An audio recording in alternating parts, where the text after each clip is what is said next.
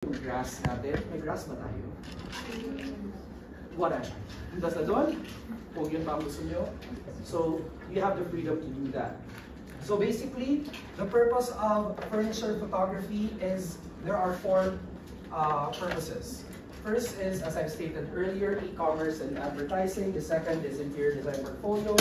The third is editorial and social media. And the fourth one is catalogs and brochures. So ito, similar na to sa mga purposes na gisabi ko sa inyo nung nag-discuss tayo about commercial photography. But what is important here in furniture photography are the angles. So the angles are really crucial so that we can create high-quality photos and outputs when we have our furniture photography plates. So for example, ito, kung gusto nyo, ganito ang photo nyo, okay lang yan sa akin.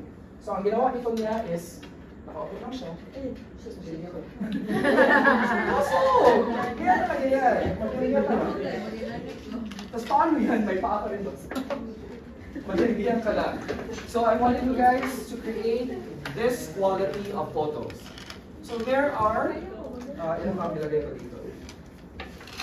So there are three types of angles that I want you guys to achieve in creating furniture photography. The first one is called the straight-on shots.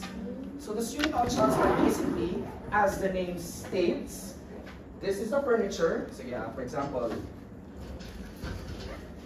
kayo ang camera. So ang straight-on shots basically is, yan lang. Yan na yung straight-on shot. Nakaharap yan siya sa inyo. So usually, low angle yan. Because if high angle, medyo pangit ang view niyan. So usually, low angle yan or eye level. Yes, eye level ang focus niya. So that's the straight-on shots. Basically, this is utilized for e-commerce and catalogs. What do you think is the reason why straight-on shots are utilized for e-commerce? Elaborate. Kasi nasa center lang siya sir. Yes. So usually, pag e-commerce, plain white background lang, yung furniture, nasa harap lang. Ang purpose niyan is para mabenta yung furniture sa mga tao. So that's the first angle. The second angle is called as the three-quarter shots. So three-quarter shots are basically, o ito, ganyan lang. So that's the three-quarter shot. So ganyan. The purpose of that is for depth and dimension, or basically para makita ng mga tao kung gaano mataas, gaano kalalim ang chair, and ma-envision nila sa space nila. What is the first shot? Straight-on shot. The second? Three-quarter shot. The third one is one of the most important because this is how you present the parang creativity in furniture photography. This is called as the close-up details. Highlights, texture, materials, craftsmanship. Diba? Pag makita nito, grabe ka dramatic. Tapos ano lang pala siya? Yung armrest lang pala siya. So ito, armrest lang ganyan ng chair. Ito. So dyan mo lang i-rest ang arm mo. Very good. So, in taking photos of our next plates, I want you guys to achieve these types of shots. And lastly, the fourth one, apat pa lang nilagay ko, are the overhead shots. Or basically, the overhead shot is for flat lay compositions. So, kunyari ito, mag-picture kayo dito na angle, medyo taas talaga, then that is your overhead shots. So, what have you noticed in the photos that I showed you? Ano? So these photos are not just the furniture alone. So ito may entourage. Ito, very creative ang presentation ng three-quarter shots. And the close-up detail, as a close-up detail is very dramatic. And then the overhead shot is may scene talaga siya nag-set. So that's what I want you guys to achieve. So, with that being said, for our furniture photography plate, the plate you will be doing is, ano kaya ang chair na gamitin? So, your exercise plate will be transforming a monoblock chair into a designer piece. So I want you guys to be very creative. For example, ito, ang monoblock, ilagyan niya ng heels. para lang maging creative siya. So kung walang monoblock, kasi parang may ma-acquire na kayo ng monoblock dito sa school. So kung wala, ang gamitin, ito. Ay, sa screen. Yes, pero hindi today ang deadline na to. Hindi today ang deadline nito. So kung maka-acquire kayo or makakuha kayo ng monoblock, it's fine with me. Pero kung walang monoblock, tapos di ko lang kayo sa school mag-take ng photos, pwede ito lang ang gamitin. So basically, what you will be doing is capturing the monoblock chair, utilizing the 4 angles that I've showed to you guys. So the straight-on shot, the 3/4 view, the close-up detail, and the overhead shot. And the goal here is to make the monoblock chair seem like si Kenneth Common po nag-design. So parang ganyan ang gusto ko makita sa plate nyo. I don't want to see the monoblock chair na parang nasa fiesta kayo. I want to see the monoblock chair as if si Ito Kish ang nag-design or si Miss Van der Rohe ang nag-design. So ganun ang goal for this plate. So kung gusto nyo ganyan, it's fine with me. Nakagawa na ako ng picture na ganito pero utilizing the chair that I designed before pa.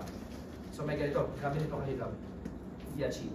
But if you want to achieve that, it's okay with me. So parang ganito, it's fine with me. May isa din ako na idea lang on the back of my head habang gina-conceptualize ko ito na activity. Ang naisip ko kay yung parang nasa grass lang siya, pagkatapos may background.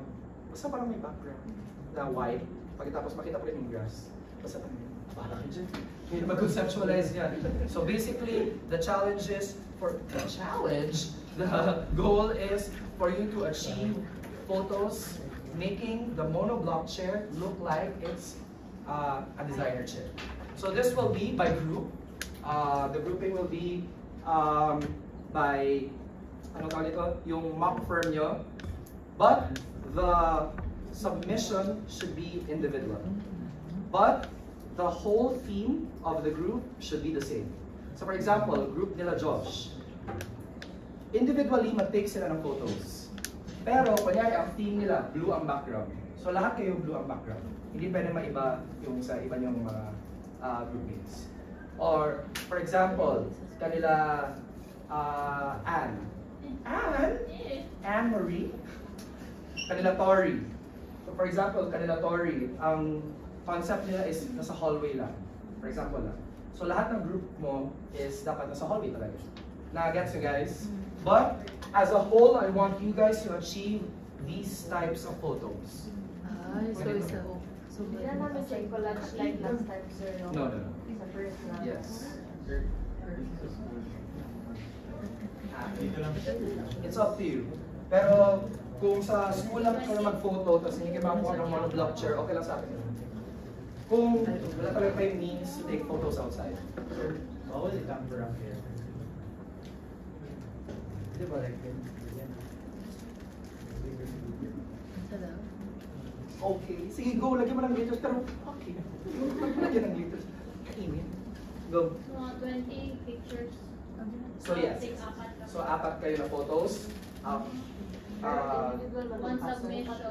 4 photos. Ay, hindi pala. 20 photos, 4 per person. Yes. Ah. Yeah. That's correct. Okay. Sir, clarification lang po. Kung ako yung submit ang ilang po. No. Individual ang submission. So, 4 lang Yes. per Per person. Pero as a group, dapat same kayo na. Kasi yung submission, so isang submission, 20 photos. Relax ka lang dyan. Relax ka lang. Slow. Okay, any questions or clarifications? So, basically, 4 lang ang i-take mo as a person, as a human being. 4 lang. Pero ang i-submit as a group is very good. The best. Smart. This is smart. Same, di ba same na concept? Paano namin i-budget yun? Sa amin Oo, sige. So, kunyari, ang question mo is, for example, ang concept dito sa classroom. So, paano na iba-iba ang ano nyo kahit same na kayo? Ano? That's how you will, you should decide on how you can differentiate. So That's the challenge. That's a challenge. Okay, any other questions, clarifications? Insufficient lang daw, sir, sa last na plate. Yan ako lang yun.